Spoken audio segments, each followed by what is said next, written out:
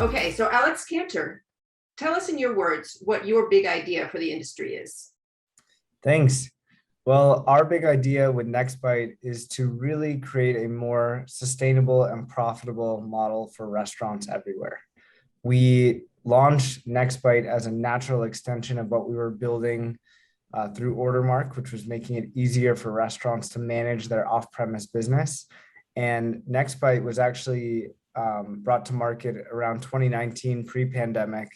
And the idea is really a portfolio of turnkey delivery-only restaurant brands that are specifically designed to drive incremental orders into underutilized kitchens. So when we look at the 800,000 restaurants in the US, we believe that over 80–90% of them have excess capacity in their kitchen to handle an extra 10, 20, 30 orders a day. And our design with Nextbite is really to look at lots of data to build brands that we know will be optimized and perform well on these delivery apps like Uber Eats and DoorDash and Grubhub. And we are making it so simple for these restaurants to just put their heads down and make food, which is what they do best.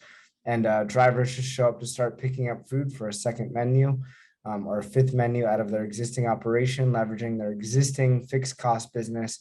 The rent is fixed, the lights are already on, the staff is already in the kitchen, whether they're doing one brand or many brands. So why not enable restaurants to do more, to make more food? And that's really our big vision and our big goal of what we're doing here with Nextbite. So it's 2022 now. Tell me what you see ahead for Nextbite and for the virtual space in general. Yeah, so it's an incredible opportunity and timing in the market right now for restaurants to participate in this new world of virtual brands. Consumers are now shopping online for food, which is a new normal. This is not something that was happening 5–10 years ago, as these delivery apps were just starting to take over. And now that consumers are used to opening up an app, clicking a button, and having food brought to them, there's an incredible opportunity for restaurants to capture those customers where they are right now by lighting up multiple offerings, multiple menus, reaching different consumers through different types of cuisines, all from the same kitchen. And so 2022 is really still coming out of a new world order, I should say, where people are working from home, families are interacting with restaurants differently than ever before.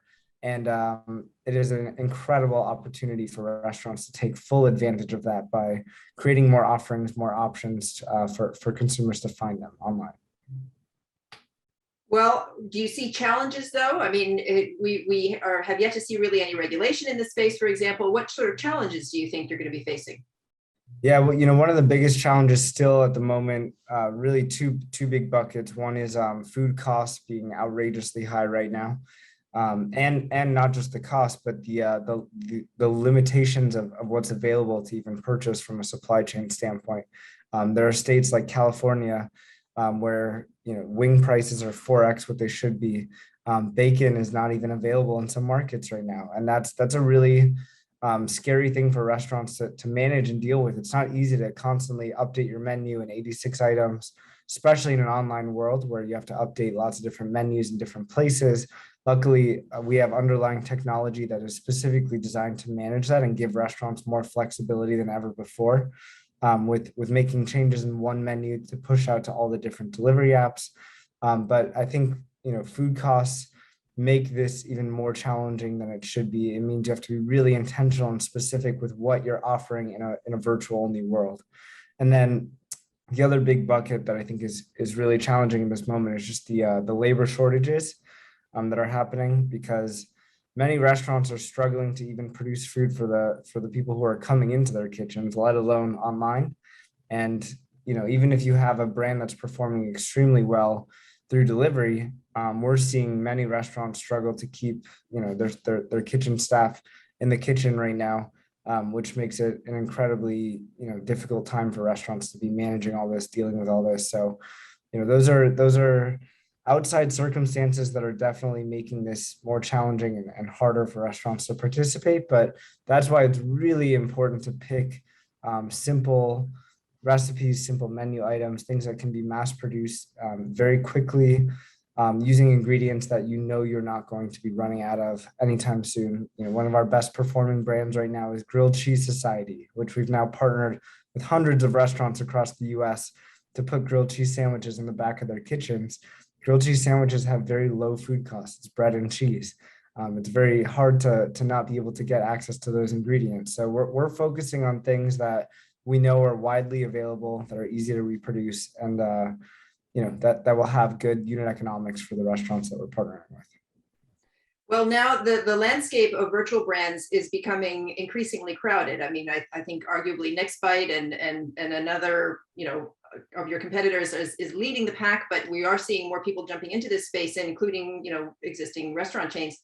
How are you really positioning Nextbite to stand out in that crowded landscape? Yeah, there's no doubt. There's way more restaurants on these apps than ever before, because first of all, every single restaurant has now at this point adopted an off-premise strategy. There was a lot of restaurants resisting that pre-pandemic, saying we don't need to do delivery, we don't need to have an off-premise business.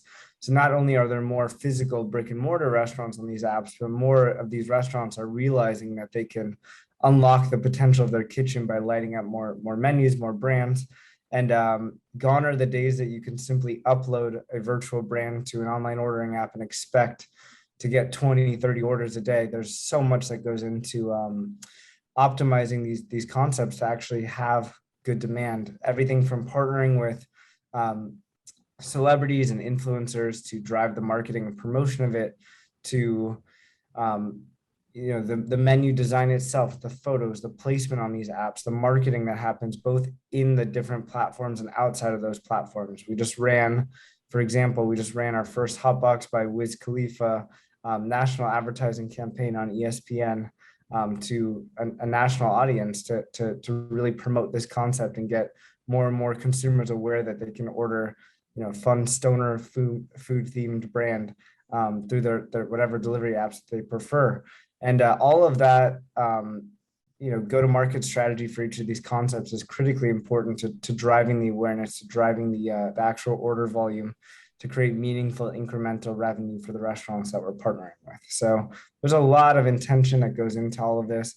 We've got a big investment in quality control, supply chain, all of these things that make what we're doing actually possible. And I think that's going to be really difficult for a lot of the players in this space that are trying to bring brands to life virtually without the iteration that we've gone through. We've launched thousands of virtual restaurants now, so we've got a lot of practice on how to do this the right way, the right decisions that need to go into all of it. So there's a big learning curve to getting this stuff right, and we've gone through that for a couple of years now to understand what works and what doesn't work. So.